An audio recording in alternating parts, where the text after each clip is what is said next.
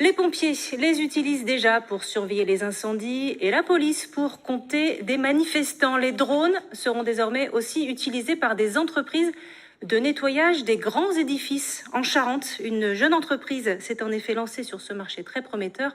Elle a même déposé un brevet pour son engin spécialisé dans les toitures. Bruno Pilet, Cécile Landé. Un drôle d'oiseau au-dessus d'un bâtiment agricole. Plus précisément, un drone raccordé au sol pour une totale autonomie. On a une énergie qui est au sol, qui peut l'alimenter en permanence, et la durite qui amène le produit, en fin de compte, est au sol aussi. Donc il n'embarque aucun produit ni énergie.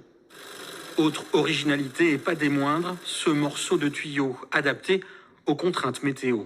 Aujourd'hui, on a beaucoup de vent, donc on est parti sur l'option d'une lance, ce qui nous permet aussi d'avoir un peu plus de pression. Donc pour les panneaux solaires, c'est idéal puisqu'on applique le produit facilement et puis après on peut mettre beaucoup de pression. Enfin, quand je dis beaucoup, on reste quand même sur de la moyenne pression et on peut nettoyer des panneaux vraiment correctement. Grâce à cette machine, tous les types de toitures peuvent être traités.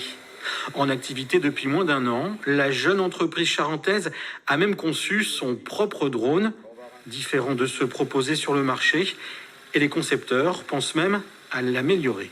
On a fait en sorte que, puisque l'on l'a créé et inventé et on a déposé un brevet, la possibilité de mettre les mains dans le cambouis, donc de changer l'informatique, d'améliorer. Comme là, on va en faire un deuxième où il va avoir une caméra qui permet de suivre la pente.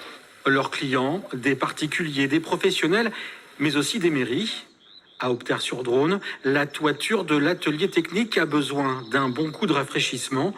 Le devis n'a pas encore été fait. Premier contact commercial entre un responsable de la société et le premier adjoint de la commune. Et il n'y a pas besoin de passer un produit derrière Aucun besoin. Les employés, c'est très compliqué pour qu'ils réalisent ce genre de travail. Avec un pulvérisateur, ils vont mettre beaucoup de temps. En plus, ils sont plus au contact des produits, donc il y a aussi la protection au niveau des employés qui n'est pas facile. Selon l'entreprise, les tarifs proposés seraient de 2 à 3 fois moins élevés par rapport à des nettoyages classiques. Un système qui a déjà été expérimenté par une autre société pour le nettoyage des murs du château de Chambord.